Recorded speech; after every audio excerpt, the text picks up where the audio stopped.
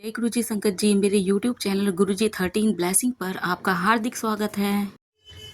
जय गुरु जी, शुक्राना गुरु जी, आप सभी साथ संगत जी को जय गुरु जी आप सभी पर मेहर बनाए रखें, सर्वदा भला सर्वदा भला। संगत जी मैं आशा करती हूँ कि आप सभी स्वस्थ और मस्त होंगे। संगत जी जैसे कि मैं आपके साथ में गुरु जी की डिवाइन बुक दिव्य आभा उसके सत्संग साझा कर रही हूँ, शेयर कर रही हूँ। आज उसी कड़ी को बढ़ाते हुए आके आपके साथ में जो सत्संग प्रस्तुत कर रही हूँ वह बड़ा ही प्यारा सत्संग है।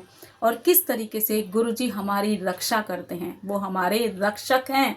और रक्षक ही नहीं कहूँगी, मैं तो कहूँगी अंतर्यामी हैं गुरु जी, जो हमें हर बुराई से बचा कर रखते हैं। जब हम बुरे कार्य करने पर आतुर हो जाते हैं या बुरे कार्य की राह पर चल पड़ते हैं तो किस तरीके से गुरु जी हमें संभालते हैं, हमारी रक्षा करते हैं।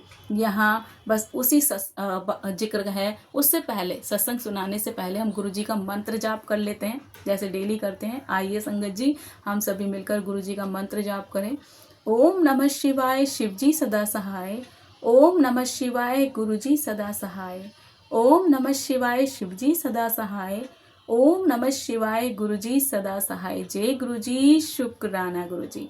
संगत जी हुआ ये कि आंटी जी जो थी सत्संग में है जो, कि आंटी जी बेड पर लेटी हुई हैं और गुरु जी को याद कर रही हैं।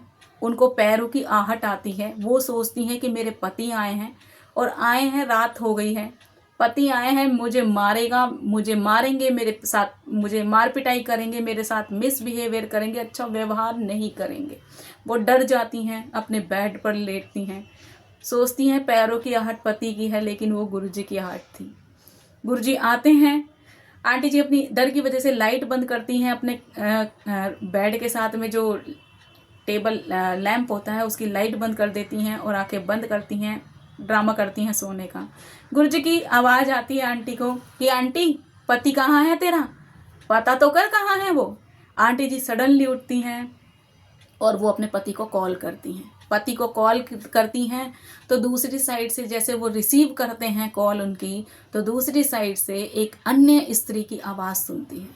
आंटी जी चौंक जाती हैं कि किस तरीके से वो 62 साल की आयु में उनके पति उनको चीट कर रहे हैं। अभी तक जब उनका विवाह हुआ था वो जानती थी कि वो पहले से ही ऐसे करते थे, लेकिन 62 साल की उम्र में आकर भी व्यक्ति नहीं सुधर रहा है तो क्या कर सकते हैं संगत जी।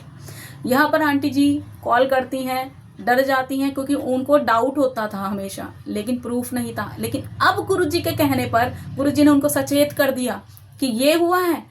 आंटी जी उनको कॉल करती हैं और वो सारी बातें जो चल रही होती हैं उन दोनों के बीच में, उनके पति और अन्य स्त्री के बीच में जो बातें चल रही होती हैं वो अपनी बहू को भी सुनाती हैं। बहू भी सुनती है और किस तरीके से वो आंटी जी में उस समय पावर आ जाती है, क्योंकि इस बार जो पावर दी गई थी ना वो गुरु जी की थी, क्योंकि वो हमेशा अपने पति से डरती थी। लेकिन अब क्या था, जो पति को लेकर उलझन थी ना वो सारी की सारी खत्म हो जाती है। और उसके बाद आंटी जी उनका क्या करती हैं वही सत्संग में बताया गया है और आप अंत तक जरूर सुनिएगा संगत जी। बहुत सारे लोगों के जवाब मिलेंगे इस सत्संग में और ये हमारे समाज की बहुत कटु सच्चाई है कि लोग बाग इस तरह के कार्य अभी भी करते हैं। लेकिन जब गुरु रक्षक बनकर आता है ना तो जिंदगी किस तरीके से संवार देते हैं वही बताया गया है। जय गुरु जी, शुक्राना गुरु जी। विवाह रक्षक गुरु जी, विवाह की रक्षा करने वाले गुरु जी, किस तरीके से उन आंटी का दाम्पत्य जीवन बचाया गुरु जी ने। मैं गुरु जी को जितना भी धन्यवाद दूं वह कम है। हम गुरु जी के पास अपने व्यापार संबंधी समस्या लेकर पहुंचे थे और उन्होंने हमें तुरंत अपनी शरण प्रदान करी, परंतु अभी उससे भी बड़ी परीक्षा शेष थी। मेरे विवाह को 35 वर्ष हो चुके थे। हमारे एक पुत्र और एक कन्या है, दोनों विवाहित, और घर में एक पोती भी है। कहते हैं किसी को भी जीवन में सब सुख प्राप्त नहीं होते। मेरे पति की आदतों में बहुत सुधार संभव था। वह जीवन को आनंद पूर्वक जीना चाहकर भी परिवार के किसी उत्तरदायित्व को लेने को तैयार नहीं थे।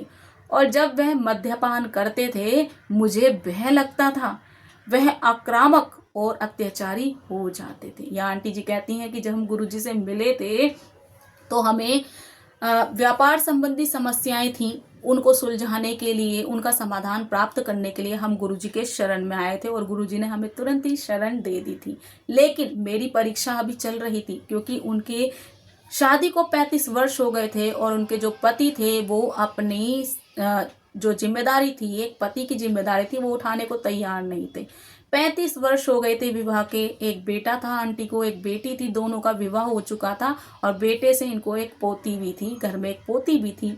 आंटी जी कहती है मेरे पति कोई पारिवारिक जिम्मेदारी उठाने को तैयार नहीं थे, वो मौज मस्ती में रहते थे और जब वो ड्रिंक कर लेते थे और उसके बाद वो इतने, कहती हैं जब वो ड्रिंक कर लेते थे मैं उनसे डरती थी, भय लगता था, मुझे डर लगता था और वो इतने आक्रामक हो जाते थे और आक्रामक होने के बाद वो इतने अत्याचारी हो जाते थे कि उनके साथ अच्छा व्यवहार नहीं करते थे।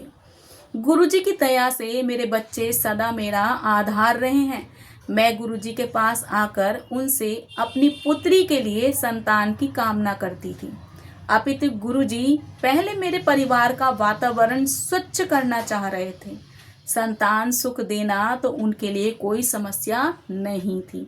आंटी जी कहती हैं कि मैं जब गुरुजी से के पास जाती थी तो हमेशा अपनी पुत्री के लिए, संतान की उत्पत्ति के लिए प्रार्थना करती थी। उनको पुत्री को कोई संतान नहीं थी तो वो एक माँ अपनी पुत्री के लिए संतान की उत्पत्ति के लिए प्रार्थना करती थी, लेकिन गुरुजी को वो पुत्री की बात बाद में सुननी थी, लेकिन पहले आंटी जी के जीवन को सुधारना था। क्योंकि कहती हैं आंटी जी को कि वो मेरे परिवार को सुधारना चाह रहे थे, अच्छा व्यवहार वातावरण देना चाह रहे थे, अच्छा व्यवहार करना चाह रहे थे उनके पति का, ताकि उनका घर स्वस्थ हो सके। बच्चा देना कोई उनके लिए बड़ी बात नहीं है। एक दिन मैं गुरुजी के दर्शन के बाद घर पहुंची तो मेरे पति वहां नहीं थे। मुझे कोई चिंता भी नहीं हुई क्योंकि वह गोल्फ खेलते और सप्ताह में 4 दिन देर से आते थे। 62 वर्ष की आयु में भी उन्होंने अपने मित्रों के साथ मद्यपान कर भोजन करने की आदत पाल रखी थी। मेरे क्रोध और प्रेम के दोनों मार्ग अपनाकर देख लिए थे, पर कभी सफलता हाथ नहीं लगी थी। मैं कभी उनका विरोध नहीं कर सकी क्योंकि फिर भी वह अपना हाथ उठाने लगते थे और मुझे अत्यंत भय लगता था। आंटी जी कहती है कि एक दिन मैं गुरुजी के दर्शन करके अपने घर पहुंची तो मेरे पति घर पर नहीं थे और मुझे पता था वो अमूमन ऐसे ही करते थे। आंटी जी के पति कहते कि सप्ताह में वो 4 दिन देर से आते थे, गोल्फ खेलते थे, अपने दोस्तों के साथ में ड्रिंक करना, मौज मस्ती करना, बाहर खाना खाना, इस तरह के वो कार्यकलाप भी करते थे और उनकी आयु जो थी वो 62 ईयर्स की हो चुकी थी। कब मैंने गुस्से से भी प्रेम से भी उनको समझाया लेकिन कोई प्रभाव नहीं हुआ उनका और वो बदले में मुझ पर अपने हाथ चलाते थे, अति आक्रामक हो जाते थे और उनके साथ मार पिटाई शुरू कर देते थे, जिससे आंटी डरती थी।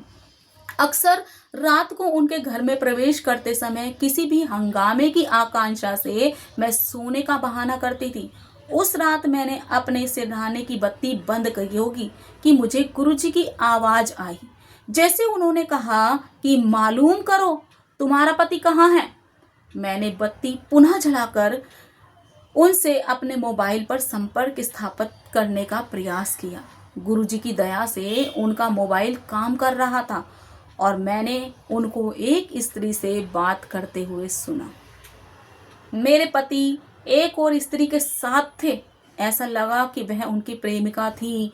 मैं स्तब्ध रह गई। आंटी जी कहती हैं कि अक्सर वो देर से आते थे इनके पति और आते के साथ ही हंगामा करते थे, तो मैं वो आंटी जी कहती है मैं उसी डर से अपने बेड के सिरहाने में, मतलब बेड पर मैं लेट गई और मैंने अपने बेड के सिरहाने की लाइट मैंने बंद कर दी। जैसे ही मैंने लाइट बंद की तो मुझे आहट सी सुनाई दी और मुझे गुरुजी की आवाज आई।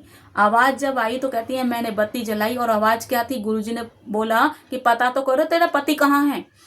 मैंने तुरंत अपने पति से संपर्क साधा। मोबाइल पर उन्होंने कॉल किया उनको और जब उन्होंने उधर से कॉल रिसीव किया तो अन्य औरत की आवाज़ सुनकर आंटी जी स्तब्ध रह गई। कितना बेकार होता है इस तरह की स्थिति होना किसी औरत के लिए, सबसे खतरनाक है।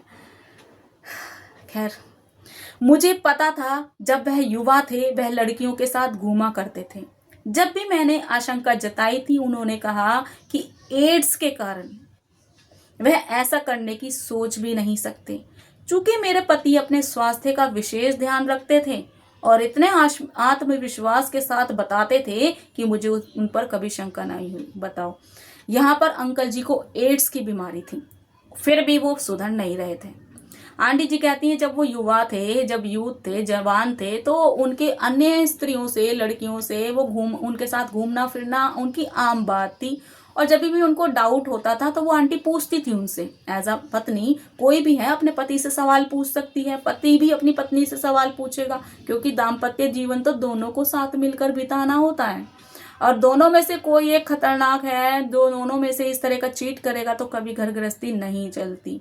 तो आंटी जी कहती है जब मुझे डाउट होता था तो मैं उनसे पूछता था, तो बड़ी सफाई से पूरे कॉन्फिडेंस के साथ झूठ बोलते थे कि तुम्हें पता है मुझे एड्स है, तो मैं ऐसी गलती क्यों करूंगा, ऐसा काम क्यों करूंगा।